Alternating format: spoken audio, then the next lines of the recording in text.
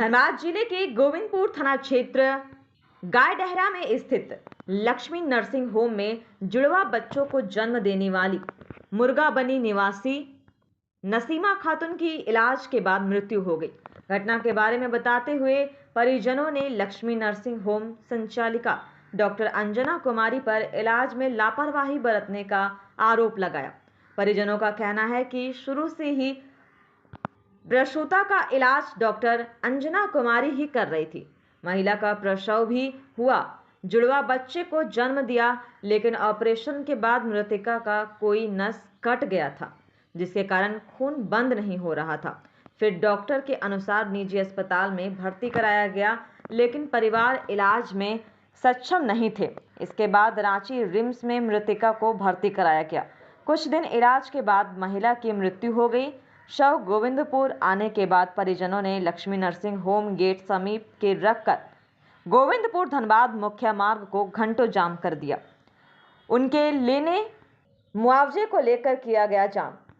प्रशासन और पुलिस प्रशासन मिलकर कर रहे परिजनों के साथ वार्ता होने के बाद शव को मिट्टी के लिए ले गए परिजन।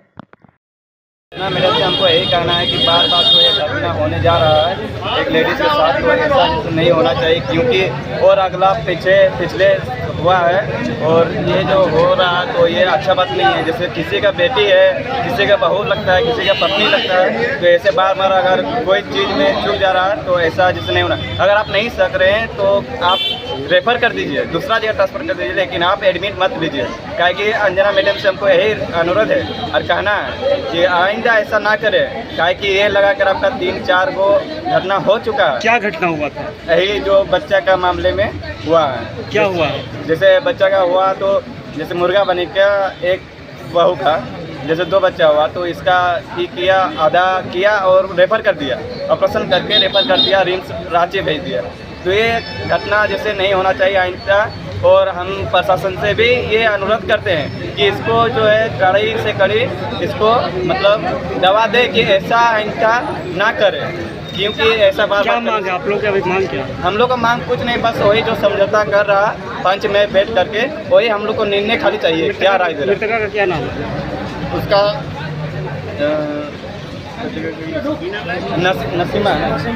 नसीमा खातून। आप उनके कौन है परिजन? हम उसका भाभी लगता है मेरा, और मजीद अंसारी नाम है भाई का, और गांव मेरा मुर्गाबनी, नाम मेरा फिरोज अंसारी। ये मामला कोई नया मामला इनकी हॉस्पिटल के लिए नहीं है। ये इससे पहले भी 3-4 बार 5 बार हो चुका है। और आप अगर इसको बैकग्राउंड देखने जाइएगा इसका इलाज का, तो देखिए लुकमान मुखिया आपका गोड़थप्पा को उसका लड़की का आज से करीब 3-4 महीना या 6 महीना पहले से घटना हो चुका है। जब घटना इस तरह की घटती है तो फिर लोग आते हैं। गरीब आदमी, चार्ज कम है। यही मामला देखिए ना, यही मामला लेके सीजर से ऑपरेशन हुआ। मांग यही है कि कम से कम उसको जो घट गया सो घट गया, लेकिन अब ना घटे, ये कैसे होगा? क्या नाम है? अंजना नसीमा खातून। ना तो सभी लोग जानते हैं ये डॉक्टर जो है ये पढ़ी लिखी नहीं लगती है, और कहाँ से डिग्री लेके आई पता नहीं। इसका एक ये यहाँ पर एक केस नहीं हुआ, यहाँ पर एक केस नहीं हुआ है, यहाँ पर कई केस हुआ है जो कि यहाँ पर जान लेने का काम करता है लोग। यहाँ पर पहले एक बच्चा का भी, ये बच्चा का डिलीवरी होता है, एक डॉक्टर ने बच्चा का डॉक्टर अवेलेबल मिल जाता है। मैंने खुद एक बच्चे वो भी नहीं बचा। पूरा कहानी बताइए, क्या कुछ हुआ है? पूरा कहानी का 10 दिन पहले का मामला है। यहाँ पर अपना ट्रीटमेंट करवाने के लिए, बच्चा पैदा करने के लिए आई और महिला, और यहाँ से जब डिलीवरी होता है तो यहाँ सीरियस हो जाती है। क्यों सीरियस हो जाती है? क्योंकि यहाँ पर कोई भी सर्जन अवेलेबल नहीं है, कोई भी।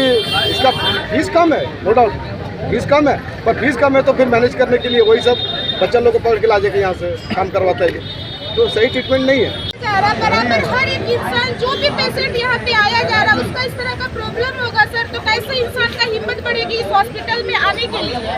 बताइए, पेशेंट हम लोग किस तरह का लेके यहाँ पे आने का कोशिश करेंगे? अगर बराबर का है सर, ये लेके यहाँ पे 4 हो चुका है, तो ये क्या आप लोग कोई इसका न्याय नहीं कर सकते सर? क्या होगा इसका बताइए? वो लाश पड़ा हुआ है, गाड़ी जाम लग रही है, क्या आदमी का आना जाना पब्लिक लोग की दिक्कत पड़ रही है सर। बताइए किस तरह हम लोग भी किया जाए, यहाँ कैसे पेशेंट लेके आएंगे सर? ये हॉस्पिटल यहाँ से उठा दिया जाए, ये हॉस्पिटल यहाँ से बंद किया जाए, बंद किया जाए तो बंद किया जाए, बंद किया जाए। ये अन्याय हम लोग मांगने की कोशिश करते हैं कि यह हॉस्पिटल यहाँ बंद किया जाए, क्योंकि यहाँ पे एकदम इलाज सही नहीं चल रही है। यहाँ पे बंद करो, हॉस्पिटल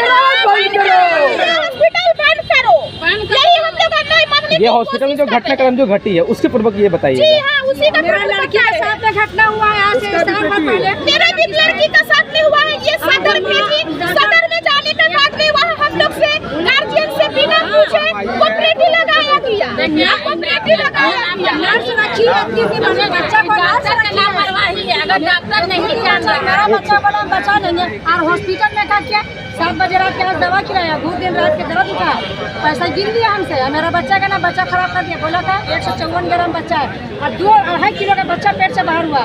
पूरे दिन 3 बजे भोर में डॉक्टर नहीं पता नहीं, छोटा छोटा बच्चा मेरा बच्चा के शरीर के हालत से बेहालत कर दिया। आपके साथ भी ये घटना घटी है?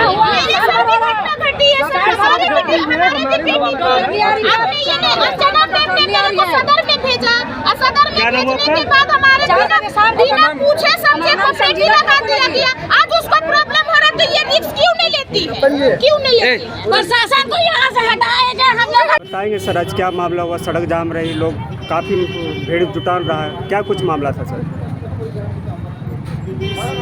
लक्ष्मी नर्सिंग होम में डिलीवरी के दौरान एक ऑपरेशन हुआ था। बाद में स्थिति बिगड़ने के बाद उनको रेफ़र कर दिया गया था असरती हॉस्पिटल और उसके बाद फिर रिम्स में। तो उसके रेफरल के बाद रिम्स में एक महिला एक्सपायर कर गई, तो उसी को लेकर के लोगों का कहना था कि ऑपरेशन गलत हुआ है जिसके चलते एक्सपायर हुआ है। तो इसी को लेकर के रोड को जाम कर दिए थे। फिर बाद में आकर के उनसे बात किया गया, रोड जाम को मुक्त कराया। अभी वार्ता क्या हुई सर?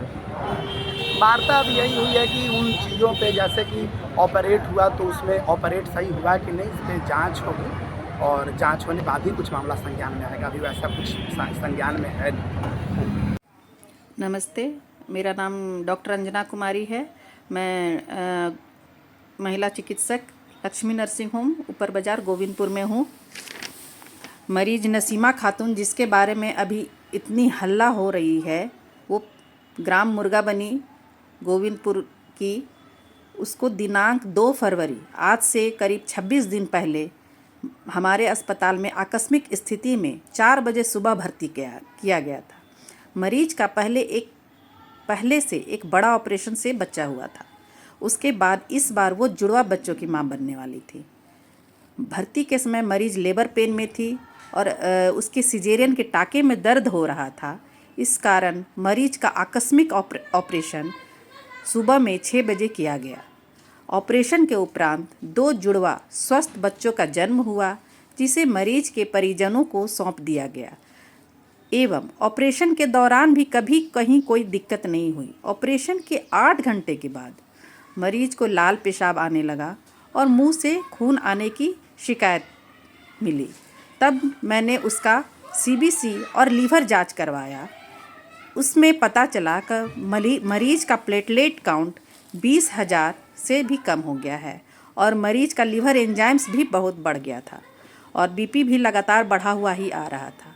इससे पता चला कि मरीज हेल्प सिंड्रोम से ग्रसित है, जो कि प्री इक्लेम्शिया एक जटिल अवस्था है, उसका एक कॉम्प्लिकेशंस है हेल्प सिंड्रोम। मरीज को बीपी कम करने की दवा मैंने दी और प्लेटलेट चढ़ाने के लिए परिजनों को सलाह दिया।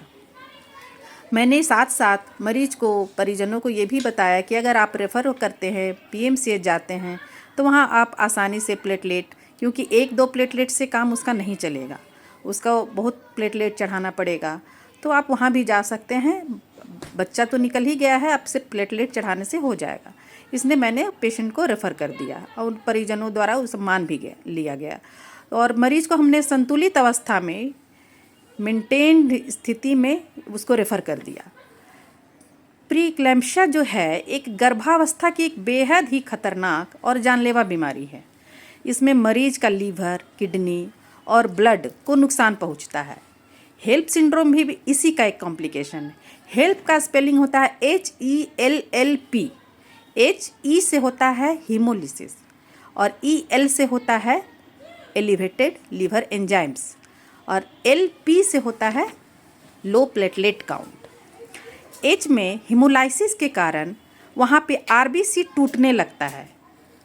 RBC जब टूटने लगता है तो किडनी पे असर पड़ता है, किडनी उसमें एक्यूट रीनल फेलियर में चली जाती है और उस केस में पेशेंट को डायलिसिस के द्वारा बचाया जा सकता है। और जब लीवर बढ़ने लगता है, लीवर एंजाइम्स बढ़ने लगता है, तो मरीज को जॉन्डिस हो जाता है और उसके बाद हेपेटिक कोमा में भी पेशेंट जा सकती है।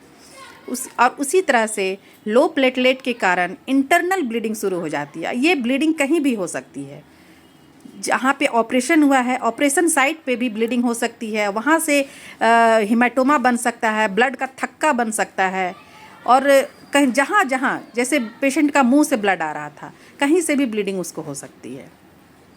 तो इस केस में हम लोगों ने ये सारे कॉम्प्लिकेशंस इस मरीज को भी हो गया और रिम्स में भी इस मरीज को बचाने के लिए चिकित्सकों ने इस बीमारी हेल्प सिंड्रोम से 1 माह तक संघर्ष किया, लेकिन वो असफल रहे और मरीज को नहीं बचा सके। अब ऐसी परिस्थिति में बताइए, किसी भी चिकित्सक पर दोषारोपण करना कि आप ऑपरेशन किए हैं इसलिए ऐसा हुआ है, आपने नस काट दिया है, पूरी तरह से गलत है और बहुत ही अनुचित है।